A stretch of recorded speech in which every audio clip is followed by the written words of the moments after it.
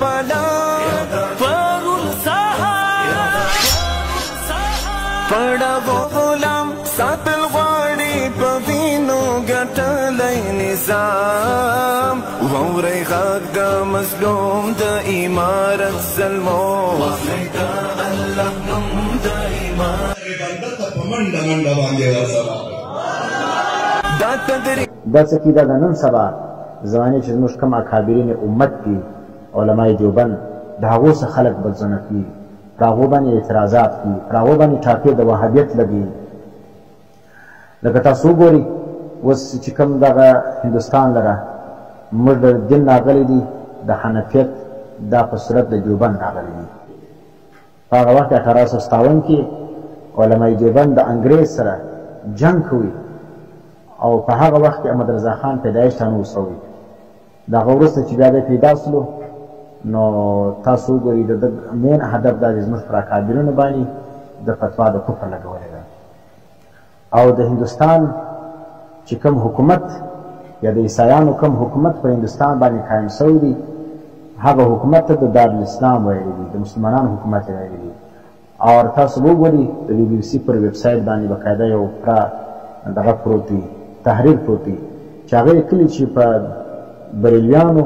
1857 څخه د اوسه پورې په جهاد کې یوه قرباني هم دینه ورکړې دا زموږ د خبره نه ده دا د عام خلکو دا یو پېشنګویي ده یعنې تجزیه‌نګاران هم دا وایي چې بریلیانو د هندوستان په ازادۍ کې هېڅ قرباني نه ده ورکړې په افغانستان کې چې څه وخت د جهاد خبره سوې ده نو په هغه جهاد بنیاد چې کوم دی هغه هم علماء دیوبند ایښی دي تایید علماء دیوبند کړی دي نو زموږ دغه خواست دی د امارت اسلامي د مشرانو څخه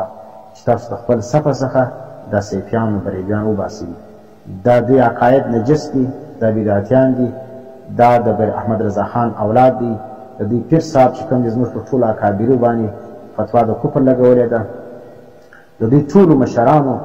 زموږ پر اکابرینو باندې فتوا د کفر لګولې ده نو موږ چې کوم دی هغه دا وایي چې افغانستان د جهاد بنیاد چې کوم دی هغه علماء دیوبند ایښی دي تاسو وګورئ چې کوم زوړ تحریک ولو په چیانوي و پښتانوي و پښتانوي کې د هغه تحریک چې کوم مفتي اعظم هغه د کوم جماعت سره تعلق ولري مفتي اعظم افغانستان مفتي عبدالعلي دیوبندي رحمه الله دا څوک ګوره هغه د نامه سره دیوبندي صراحتا لیکي لیکن نن په افغانستان کې د دیوبند نوم اخیستل دا دوی لکه د وهابیت نوم چې اخلي د پنجپیریت نوم چې اخلي دا په افغانستان کې نن د دیوبند نوم ولې جرم دی دا او د دیوبندیت څخه خلک ولې زغلي او د دیوبند خلاف پرچار ولې کیږي او د دیوبند دشمنان چې کوم دی هغه په کابل کې علی الاعلان ناست دي خلک یې لاسونه مچوي په فوجان باندې په بدري قطعه باندې د هغو لاسونه ولې مچول کیږي او بل چې کوم د افغانستان په 1997 او 98 کې چې کوم امارت ولو دغه علماء دیوبند دغه بنیاد یې ایښی تاسو وګورئ هغه فتوا چې بدر الفتاوا ده هغه بدر الفتاوا شاهد ده پر دې خبرې چې دا امارت د چا و دا د دیوبندیانو و بدر الفتاوا کې تاسو وګورئ ټولې مسایل چې کوم دي هره مسله چې لیکلې ده د هغه وروسته زموږ د اکابرینو د فتاواو څخه حوالې ورکړي دي څنګه فتاوا ده ورکوي کله د فتاوا دارالعلوم دیوبند ورکوي کله د آپ کې مسایل حواله ورکوي کله د کوم فتوا ده کله د کوم فتوا ورکوي نو ټول حوالې چې کوم دي په بدر الفتاوا کې چې د امارت مستند فتوا ده په هغه کې د علماء دیوبند څخه چې کېږي دا فتوا یې ورکول کېږي د هغو د الفتا څخه لیکن نن چې کوم دی هغه د سیفیان څه کوي دا بریلیان چې په امارت په سب کې ځان دننیستلی دي په منافقت باندې دا څه کوي دا د علماء دیوبند جړې کاټي او دا مطالبې کوي بار بار چې